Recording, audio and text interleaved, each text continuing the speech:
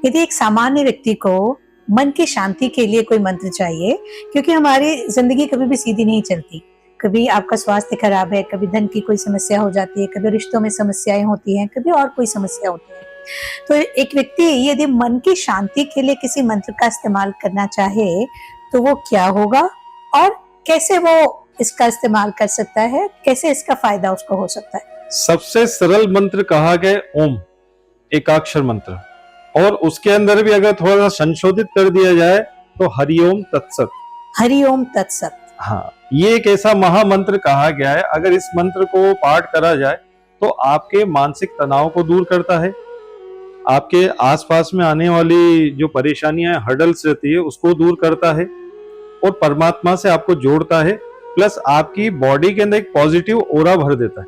तो इस मंत्र का पाठ जो है व्यक्ति कभी भी कर सकता है, बस शर्त यह है कि पवित्रता से इसका अगर पाठ करता है तो उसका जो असर रहता है मंत्र का 100% उसको प्राप्त होता है। यदि सामान्यतया जो लोग विज्ञान पे ज्यादा ध्यान देते हैं उनके तरीके से समझें तो जब आप हरिओम तत्सत का बार बार उच्चारण करते हैं, क्योंकि उसमें ओम आता है और दूसरे जो शब्द आते हैं वो आपकी फ्रीक्वेंसी को इस ब्रह्मांड की फ्रीक्वेंसी से कहीं कनेक्ट करते हैं और फिर वो ऊर्जा आपके अंदर आती है, आपको अपने आप जो भी निगेटिविटी से बाहर निकालती है और आप शांत महसूस करते हैं। क्या मैं सही कह रही हूँ? जी, सत्यता है। आपने गायत्री मंत्र पढ़ा होगा तो उसके शुरू के जो 4 अक्षर कहे गए हैं, ओम भूर भुव स्व। ये भूर भुव स्व क्या है? भू यानी भूलोक, भुव यानी अंतरिक्ष लोक और स्व यानी स्वर्ग लोक। इन तीनों लोकों तक ये मंत्रों की ध्वनि जाती है आपके द्वारा पाठ करने से। ये कितनी बड़ी बात है जो आपने शायद पहले नहीं सुनी होगी कि जब भी हम किसी मंत्र का पाठ करते हैं तो वो जो ध्वनि हम शब्दों के द्वारा निकालते हैं वो पूरे ब्रह्मांड में जाती है, तीनों लोकों में जाती है। तो आप इस मंत्र को पूरी तरह से समझाएंगे तो मुझे लगता है कि सबको बहुत अच्छा लगेगा कि इसका अर्थ क्या है, ये कैसे काम करता है और जब हम किसी भी मंत्र का उच्चारण करते हैं तो क्या एक ऑरा हमारे आसपास क्रिएट होता है। देखिए, कहा गया है कि गायत्री मंत्र को ओम भूर्भुवः स्वः तत्सवितुर्वरेण्यं भर्गो देवस्य धीमहि धियो यो न प्रचोदयात्। यानी इस मंत्र के अंदर गायत्री जो कही गई वेदों की जननी कही गई, वेदों को जन्म देने वाली माँ गायत्री कही गई। जब हम लोग इस मंत्र का उच्चारण करते हैं तो इस मंत्र का अर्थ यही रहता है कि इस सृष्टि को जिसने बनाया है हम लोग उसकी पूजा कर रहे हैं। इस सृष्टि की जिसने रचना करी है। एक भजन में आता है कि नाम तुम्हारा तारणहारा कब तुम्हारा दर्शन होगा, जिसकी रचना इतनी सुंदर वो कितना सुंदर होगा। आज हम लोग एक मकान बना लेते हैं तो उस मकान बनाने के बाद बोलते हैं कि ये मैंने बनाया, मगर जिसने इस पूरी सृष्टि को रचा है। आज हम लोग 7 रैम्बो अपने घर में लगा लेते हैं तो 10 बार हम लोग लाइटिंग को दिखा देंगे, ये देखो रैम्बो वाली लाइटिंग हमने हमारे घर में लगाई, मगर जिसने नेचुरल रैम्बो बनाया है वो कितना सुंदर होगा। तो उसी प्रकार से ये जो सुंदरता मंत्रों में बताई गई है, जो गायत्री मंत्र है, हम उस देव की आराधना करते हैं, उस परमात्मा की आराधना करते हैं जिसने इस पूरी सृष्टि को रचा। और आत्मा की सुंदरता की बात करते हैं, क्योंकि सुंदरता के मायने हम क्या समझते हैं कि हमने अच्छे कपड़े पहन लिए, हमने थोड़ा सा मेकअप कर लिया, हमने हेयर स्टाइल अच्छा बना लिया। लेकिन जब हम मंत्रों की दुनिया में जाते हैं तो हम आत्मा की सुंदरता की बात करते हैं। तो यदि मंत्र विज्ञान का जब भी इस्तेमाल करेंगे तो आत्मा की सुंदरता के लिए करेंगे। राइट। आपने मंत्रों के अंदर ये देखा होगा कि जो व्यक्ति मंत्र पाठ करता है उसके हमारे शरीर में भी बहुत सारे बेनिफिट्स आते हैं। सबसे पहले तो तनाव कम होता है, दूसरा व्यक्ति की पाचन प्रणाली जो रहती है वो मजबूत होती है, क्योंकि आप जितना मंत्र पाठ करोगे कि आप एक आसन जित श्वासो जितासनो जित संगो जितेंद्रिय, सबसे पहले श्वासों को जीता जाता है। इससे हमारे फेफड़े मजबूत होते हैं, क्योंकि जितनी बार हम लोग अनुलोम विलोम करते हैं, मंत्र को उतनी उच्चारण में पाठ करा जाता है तो आपके फेफड़े भी मजबूत होंगे। प्लस आप जब एक आसन पर बैठकर पाठ करेंगे तो आप बार बार भोजन के लिए भूख नहीं लगेगी आपको, तो आपकी पाचन प्रणाली भी मजबूत होगी। दूसरा, आपका मानसिक तनाव दूर होगा। तीसरा, आपको दृढ़ संकल्प प्राप्त हो जाएगा। और चौथा जो है, आप हर किसी को एक समभाव से देखने लग जाएंगे। आपके मन से क्रोध जो भाव रहता है ना वो समाप्त हो जाता है।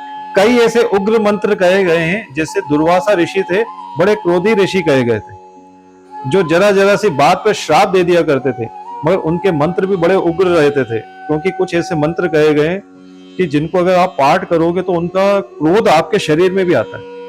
तो इसलिए हमारे मंत्रों को सौम्यता वाले जो मंत्र कहे गए उनको आप पाठ करो, तो जिससे आपको स्वयं आप एक अनुभूति होने लग जाएगी कि ये संसार में कुछ नहीं है। आप बड़े एक समभाव से सबको देखने लग जाएंगे। यदि आप लोग चाहते हैं तो आप यदि भक्ति करना चाहते हैं तो ओम नमो भगवते वासुदेवाय का जप कर सकते हैं। यदि आप सामान्यतः मन की शांति के लिए कुछ जप करना चाहते हैं, मंत्रोच्चार करना चाहते हैं, तो हरि ओम तत्सत का बार बार प्रयोग कर सकते हैं।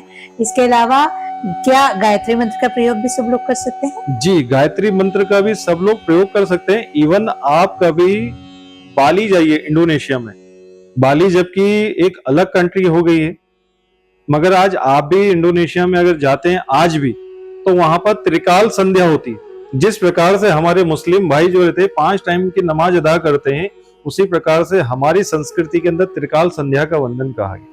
उस त्रिकाल संध्या में बाली में जितने भी वहां के जन समुदाय लोग रहते हैं, घर में जाते हैं, साथ में बैठते हैं परिवार के साथ, 108 बार गायत्री मंत्र का चैंट करते हैं और भूर्भुवः स्वः। उनके घर के बाहर आप देखेंगे एक छोटे से दोना बनाकर वो रखते हैं, एक धरती पर रखेंगे, एक घर के मध्य स्थान पर रखेंगे और एक टॉप ऑफ द हाउस रखेंगे, यानी तीनों लोगों तक वो मंत्रों का प्रभाव जाता है। तो तीनों मंत्रों का पाठ करते हैं, यहाँ 108 टाइम्स वो लोग पाठ करते हैं, जिससे वो डेली संध्या वंदन करते हैं। जैसे हमारे यहाँ भी संध्या आरती का रिवाज है, उस समय भी हम इष्ट को याद करते हैं कि पूरा दिन निकल जाता है और अब शाम हो गई है, तो संध्या आरती का हमारे यहाँ रिवाज है। इसी तरह आपने बताया कि बाली में त्रिकाल संध्या का रिवाज है, यानी इंडोनेशिया में भी गायत्री मंत्र का इस्तेमाल किया जाता है। क्या ऐसे दुनिया में और भी स्थान है जहाँ पे मंत्रोच्चार को माना जाता है और उनका फायदा आमजनों को मिलता है?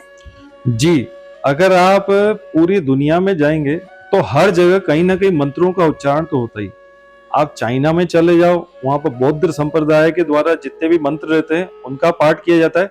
इवन आप बौद्ध संप्रदाय में देखेंगे बहुत सारे ऐसे बड़े बड़े डोम रहते हैं जिनको बार बार घुमाया जाता है, तो उसके अंदर भी वो मंत्रों का उच्चारण किया जाता है। तो मंत्रों का हर समुदाय में, हर जाति में और हर देश के हर कोने में या इस विश्व के हर कोने में आप देखेंगे कहीं ना कहीं देवी देवताओं को प्रसन्न करने के लिए मंत्रों का उच्चारण किया जाता है। आप मलेशिया चले जाइए, मॉरिशस चले जाइए, वहां पर अगर आप स्ट्रीट पे जब आप जाएंगे तो स्ट्रीट्स के जो नाम है वो भी कहीं ना कहीं संस्कृत के नामों पर लिखा गया है। तो सोचो, हमारी संस्कृत जो है देव भाषा कही गई, देवताओं को जल्दी कनेक्ट करने के लिए इसलिए संस्कृत भाषा कही गई और इसीलिए सारे मंत्र संस्कृत में होते हैं। संस्कृत में कहते हैं संस्कृत एक ऐसी भाषा है जिसको यदि बोलना सीख गए तो दुनिया की कोई भी भाषा आप सीख जाएंगे, क्योंकि मंत्र हमें बड़े क्लिष्ट लगते हैं, लेकिन जब आप उन्हें बोलना शुरू करते हैं तो धीरे धीरे वो इतने आसान हो जाते हैं, और फिर जब आपके सिस्टम का वो हिस्सा हो जाते हैं, आपकी सांसों के साथ वो उनका एक गठबंधन हो जाता है, तब आपको मंत्रोच्चार करने में आनंद आता है। और जब आनंद आता है तो आनंद के बाद इस दुनिया में क्या नहीं पाया जा सकता। देखिए, परमात्मा के बारे में कहा गया है, सच्चिदानंद रूपाय विश्वोत्पत्त्यादि हेतवे तापत्रय विनाशाय श्री कृष्णाय वयम नमः। जो सच्चिदानंद स्वरूप है, सत चित और आनंद, जो पहले भी सत्य था, आज भी सत्य है और हमारे नहीं रहने पर भी सत्य रहेगा। सच्चिदानंद जो आनंद को देने वाले कहे, दुख का उल्टा सुख कहा गया है, दिन का रात कहा गया है, सुबह का शाम कहा गया है, मगर आनंद का उल्टा ही नहीं होता। आनंद के अंदर अगर हम लोग कुछ भी उल्टा लगा दें, निरानंद कर लो, धनानंद कर लो, मगर आनंद तो यथाश्रेष्ठ वैसा ही रहेगा। तो सच्चिदानंद रूपाय विश्वोत्पत्त्यादि हेतवे, जिसने विश्व की उत्पत्ति करे, तापत्रय विनाशाय, तीनों प्रकार के ताप जो हमारे शरीर में रहते हैं, विनाशाय श्री कृष्णाय वयम नमः। ऐसे भगवान कृष्ण को राधा रानी सहित हम लोग नमस्कार करते हैं। आप कुछ भी कर लें दुनिया में, कृष्ण आ ही जाते हैं, क्योंकि कृष्ण का कोई अलग संप्रदाय नहीं है। कृष्ण आप चाहेंगे तो सखा हो जाते हैं, कृष्ण आप चाहते हैं तो परिवार हो जाते हैं, कृष्ण आप चाहते हैं तो आपके इष्ट हो जाते हैं, और कृष्ण आप चाहते हैं तो आपकी विद्या हो जाते हैं, कृष्ण आप चाहते हैं तो आपकी सांसें हो जाते हैं। और कृष्ण पे हम न जाने कितनी बात कर सकते हैं। सही बात।